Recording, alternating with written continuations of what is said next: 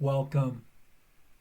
Today we will read Lesson 112 in the workbook and from the text, Chapter 11, Section 5, The Dynamics of the Ego, paragraphs 9 through 18.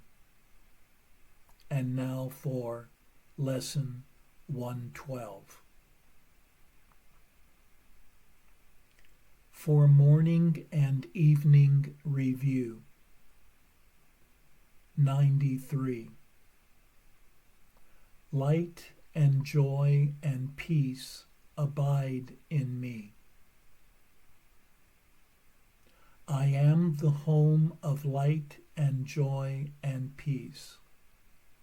I welcome them into the home I share with God, because I am a part of Him.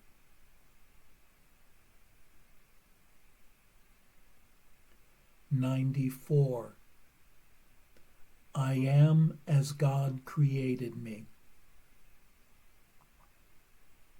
I will remain forever as I was, created by the changeless like Himself. And I am one with Him, and He with me. On the hour, light and joy and peace abide in me. On the half hour, I am as God created me.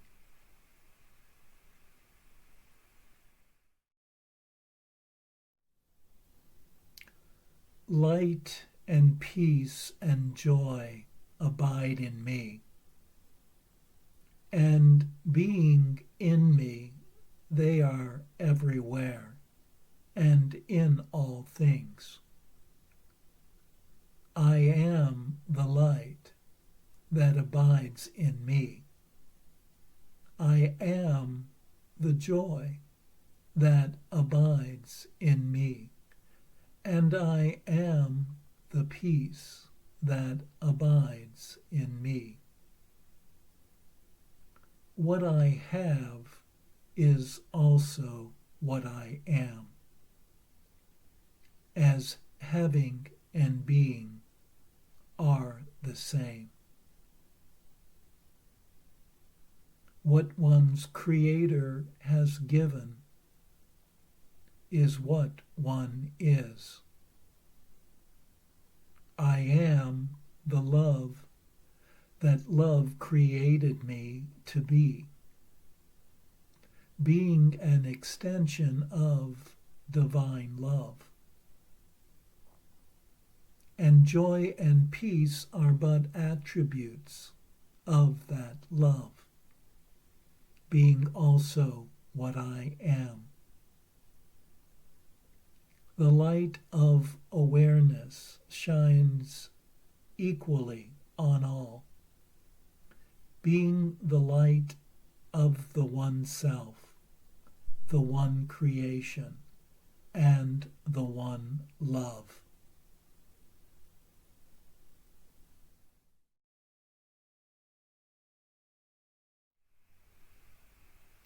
And now for our text reading for today, from Chapter 11, Section 5, The Dynamics of the Ego, paragraphs 9 through 18.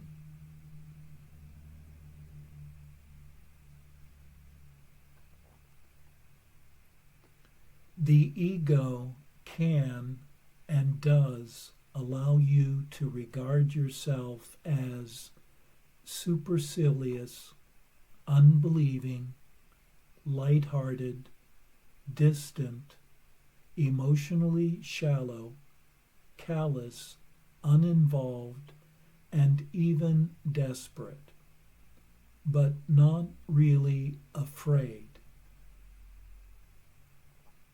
Minimizing fear but not its undoing, is the ego's constant effort, and is indeed a skill at which it is very ingenious.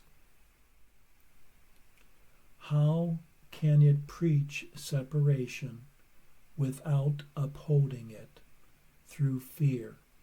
And would you listen to it if you recognize this is what it is doing? Your recognition that whatever seems to separate you from God is only fear, regardless of the form it takes, and quite apart from how the ego wants you to experience it, is therefore the basic ego threat. Its dream of autonomy is shaken to its foundation by this awareness. For though you may countenance a false idea of independence, you will not accept the cost of fear if you recognize it. Yet this is the cost, and the ego cannot minimize it.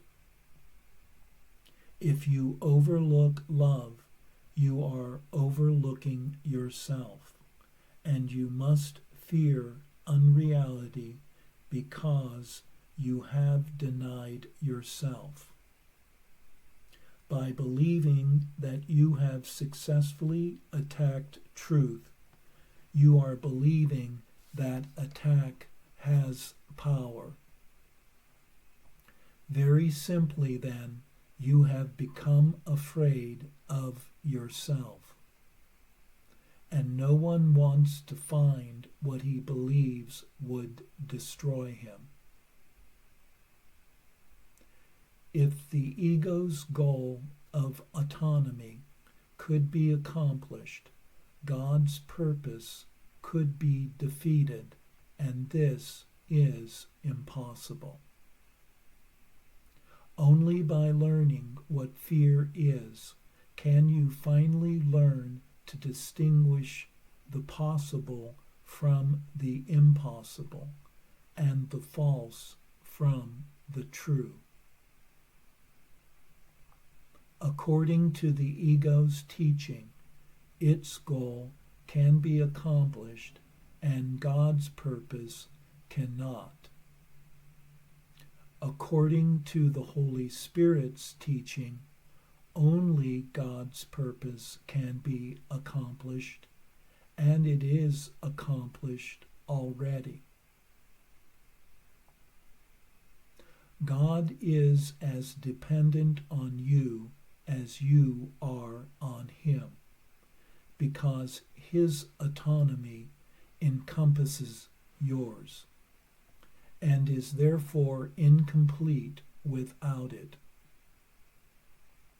You can only establish your autonomy by identifying with Him and fulfilling your function as it exists in truth. The ego believes that to accomplish its goal is happiness. But it is given you to know that God's function is yours, and happiness cannot be found apart from your joint will. Recognize only that the ego's goal, which you have pursued so diligently, has merely brought you fear, and it becomes difficult to maintain that fear is happiness.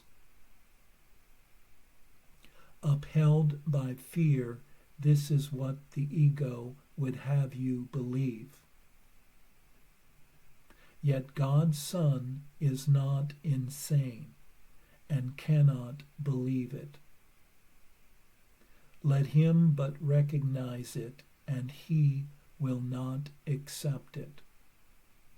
For only the insane would choose fear in place of love, and only the insane could believe that love can be gained by attack. But the sane realize that only attack could produce fear, from which the love of God completely protects them. The ego analyzes. The Holy Spirit accepts. The appreciation of wholeness comes only through acceptance, for to analyze means to break down or to separate out. The attempt to understand totality by breaking it down is clearly the characteristically contradictory approach of the ego to everything. The ego believes that power, understanding, and truth lie in separation, and to establish this belief, it must attack. Unaware that the belief cannot be established, and obsessed with the conviction that separation is salvation, the ego attacks everything it perceives by breaking it into small, disconnected parts without meaningful relationships, and therefore without meaning. The ego will always substitute chaos for meaning. For if separation is salvation, harmony is threat. The ego's interpretations of the laws of perception are, and would have to be, the exact opposite of the Holy Spirit's. The ego focuses on error and overlooks truth. It makes real every mistake it perceives, and with characteristically circular reasoning concludes that because of the mistake, consistent truth must be meaningless. The next step, then, is obvious. If consistent truth is meaningless, inconsistency must be true. Holding error clearly in mind and protecting what it has made real, the ego proceeds to the next step in its thought system. Error is real and truth is error. The ego makes no attempt to understand this, and it is clearly not understandable. But the ego does make every attempt to demonstrate it, and this it does constantly. Analyzing to attack meaning, the ego succeeds in overlooking it and is left with a series of fragmented perceptions, which it unifies on behalf of itself. This then becomes the universe it perceives, and it is this universe which in turn becomes its demonstration of its own reality. Do not underestimate the appeal of the ego's demonstrations to those who would listen. Selective perception chooses its witnesses carefully, and its witnesses are consistent. The case for insanity is strong to the insane, for reasoning ends at its beginning, and no thought system transcends its source. Yet reasoning without meaning cannot demonstrate anything, and those who are convinced by it must be deluded. Can the ego teach truly when it overlooks truth? Can it perceive what it has denied? Its witnesses do attest to its denial, but hardly to what it has denied. The ego looks straight at the Father and does not see him, for it has denied his Son. Would you remember the Father? Accept his Son, and you will remember him. Nothing can demonstrate that his Son is unworthy, for nothing can prove that a lie is true. What you see of his Son through the eyes of the ego is a demonstration that his Son does not exist. Yet where the Son is, the Father must be. Accept what God does not deny, and it will demonstrate its truth. The witnesses for God stand in his light and behold what he created. Their silence is the sign that they have beheld God's Son, and in the presence of Christ they need demonstrate nothing, for Christ speaks to them of himself and of his Father. They are silent because Christ speaks to them, and it is his words they speak. Every brother you meet becomes a witness for Christ or for the ego, depending on what you perceive in him.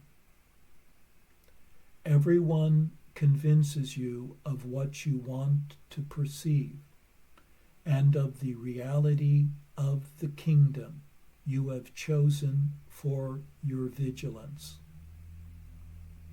Everything you perceive is a witness to the thought system you want to be true.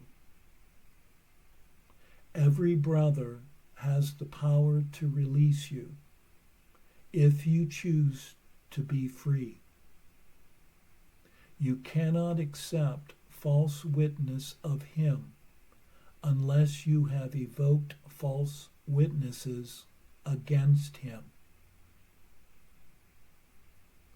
If he speaks not of Christ to you, you spoke not of Christ to him.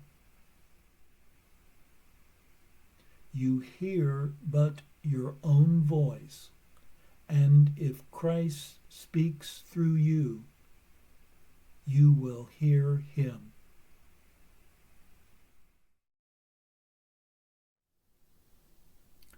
Anything that separates one from oneness is only fear, which is always some form of attack by the ego. The ego's notion of independence appears to have value until one recognizes the cost of fear that comes with it. By overlooking love, one has overlooked oneself. By denying one's true nature, appearances become fearful. And by believing that one has successfully attacked truth, one believes that attack has power. Thus one has become afraid of oneself. The ego believes that autonomy leads to happiness, but the goal has only made one afraid. And one can easily learn to see that fear is not happiness.